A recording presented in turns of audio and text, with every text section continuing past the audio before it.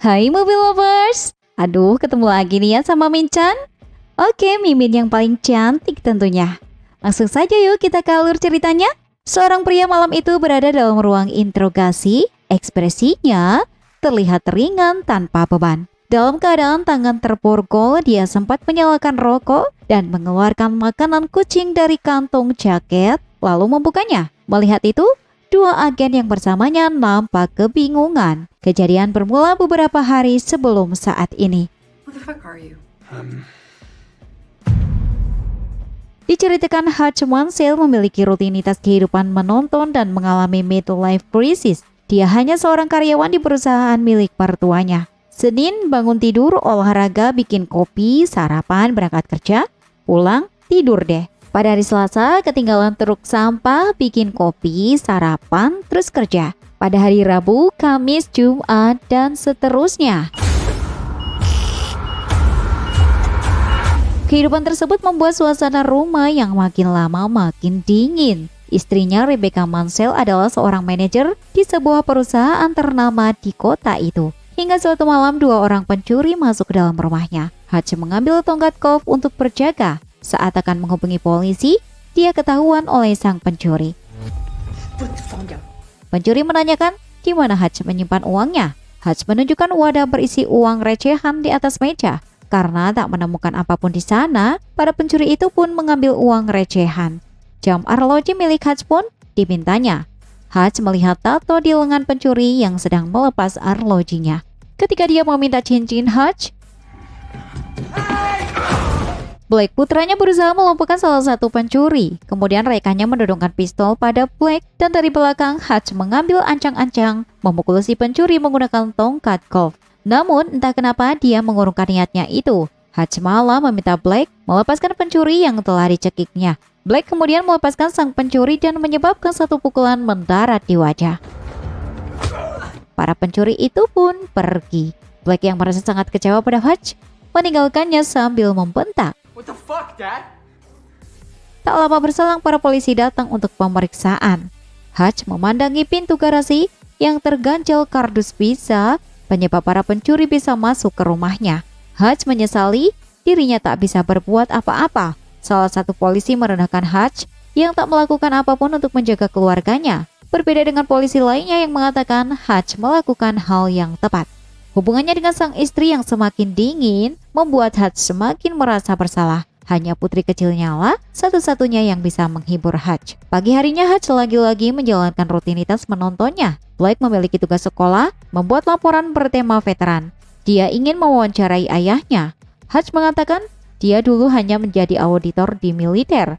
Cerita karirnya tak akan menarik karena dirinya bukan siapa-siapa. Rebecca mengatakan lebih baik mewawancarai pamannya karena dia tentara sungguhan. Mendengar itu, sebenarnya hati Hutch semakin hancur karena putra dan istrinya semakin meremehkannya. Namun Hutch bisa memaklumi semua perlakuan mereka. Keluar dari rumah, si tetangga meledek Hutch soal pencurian semalam. Hal itu membuat Blake semakin malu punya ayah seperti Hutch. Si tetangga yang baru saja membeli mobil sports pamer pada Hutch dengan maksud mengejeknya. Tibalah Hutch di tempat kerja. Di sana ada Charlie, adik iparnya, yang telah mendengar kabar pencurian dari putra Hutch. Charlie yang juga meremehkan Hutch memberinya pistol. Hutch menolak. Namun Charlie memaksa dengan tidak sopan sambil berpesan agar Hutch menjaga kakaknya. Di sana ada juga sang mertua yang tak lain adalah bosnya sendiri. Sang mertua mendukung tindakan Hutch menangani para pencuri itu. Dari sini kita ketahui, Hutch berencana akan membeli perusahaan milik mertuanya. Di ruangannya dia menghubungi Harry, adiknya melalui radio. Harry iri pada Hutch yang kini punya banyak waktu luang setelah dirinya dinyatakan tewas. Jadi, siapakah Hutch ini? Kok dinyatakan tewas? Oke deh, Minchan lanjut ya. Harry menanyakan tentang kejadian semalam. Hutch bisa menceritakan dengan sangat detail pada Harry. Pencuri itu dua orang. Mereka pria dan wanita berusia sekitar 20 tahunan, membawa pistol tua kaliber 38 spesial berpita listrik buatan Smith & Wesson. Pistol itu sudah lama tak digunakan dan tak berpeluru. Ternyata itulah alasan kenapa Hutch tak memukul si pencuri wanita. Harry berpesan agar Hutch tak melakukan hal apapun dan tetap seperti itu.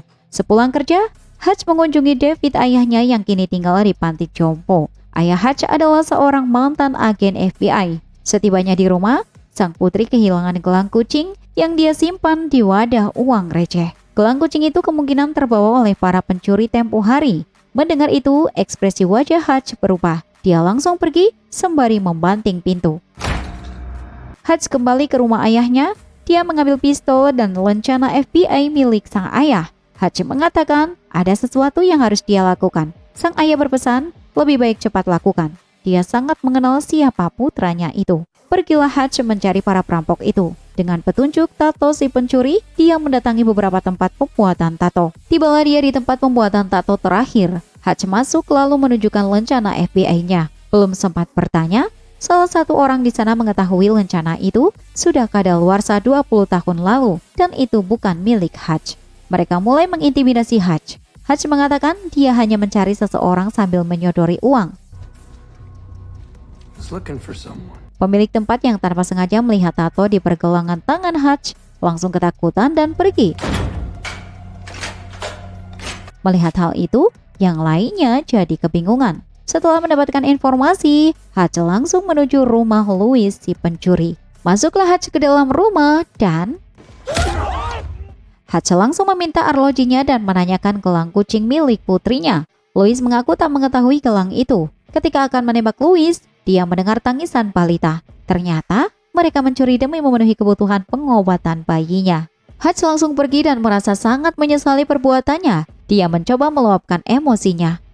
Hutch kemudian pulang ke rumah. Perjalanan bis yang ditumpanginya terganggu oleh mobil ugal-ugalan yang dikendarai oleh segerombolan pemabuk. Dalam hati Hutch melihat kesempatan untuk meluapkan amarahnya, dia berharap sang supir membiarkan gerombolan itu masuk. Dan benar saja, ketika pintu dibuka, mereka semua masuk dan mulai membuat masalah. Penumpang yang merasa terganggu turun dari bis. Para berandalan mulai mengganggu seorang gadis yang masih di dalam bis. Hutch kemudian berdiri dan menuju pintu depan. Supir bus yang berniat menelpon polisi dicegah oleh Hutch lalu diminta keluar. Hutch kemudian menutup pintu busnya. Tinggallah gadis itu sendirian bersama Hutch. Perkelahian tak terhindarkan.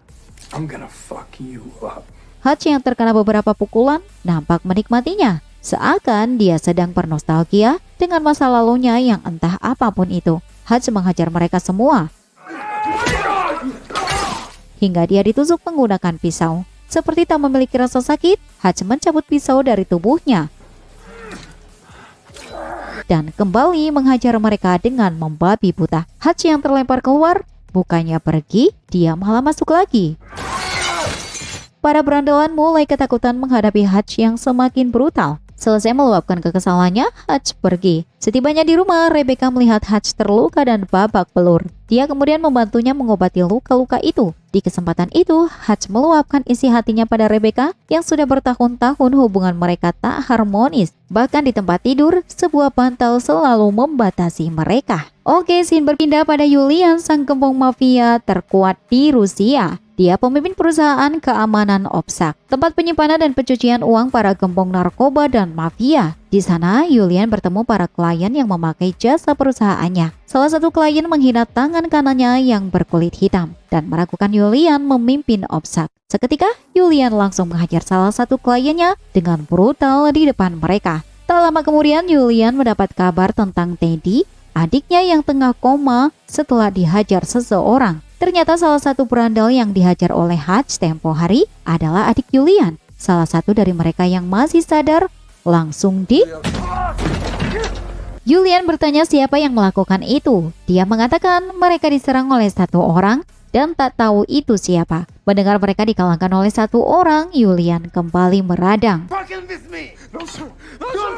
Salah satu dari mereka memberikan sebuah kartu milik Hutch. Setelah kejadian malam itu, Hutch seolah terlahir kembali. Blake keheranan melihat perubahan ayahnya itu. Tak lama kemudian Harry menghubungi. Dia mengatakan salah satu orang yang dihajar oleh Hutch adalah adik Julian. Itu akan menimbulkan masalah besar.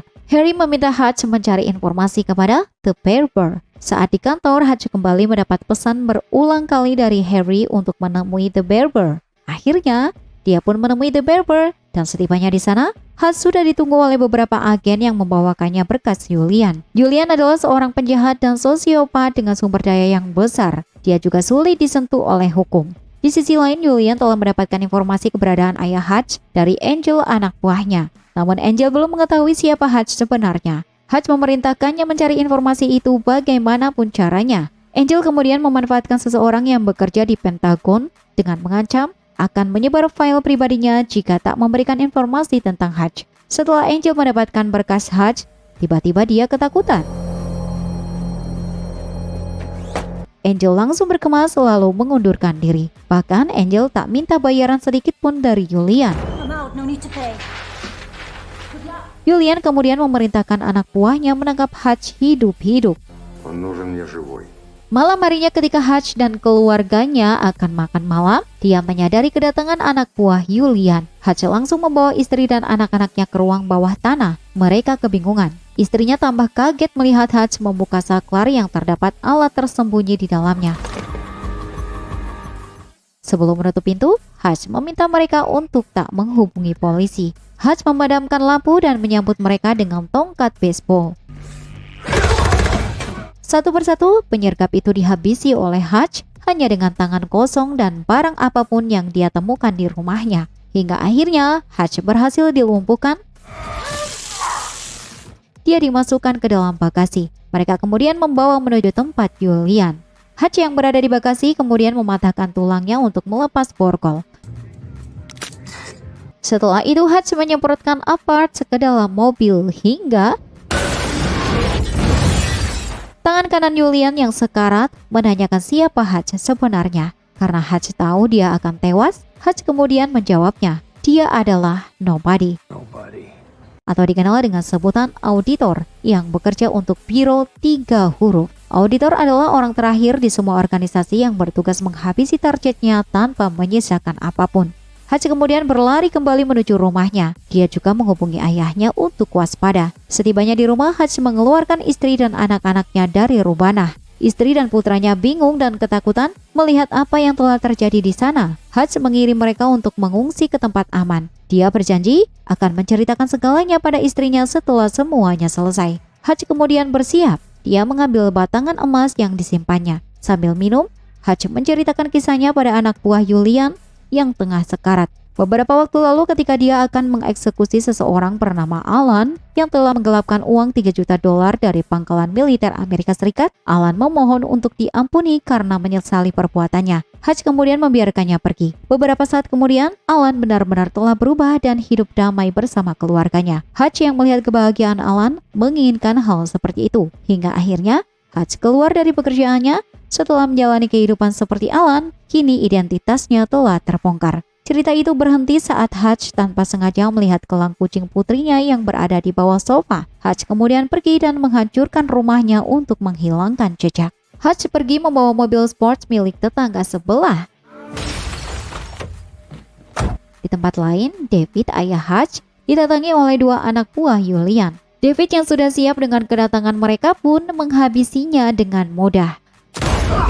Hutch pergi ke kantor mertuanya lalu membeli tempat itu dengan emas yang dia bawa. Sedangkan Julian kini telah mengetahui bahwa orang-orang suruhannya telah gagal menangkap Hutch. Julian lalu mengerahkan semua orang yang dia miliki untuk memburu Hutch. Di pabrik, Hutch mempersiapkan perlengkapan untuk mendatangi markas Julian.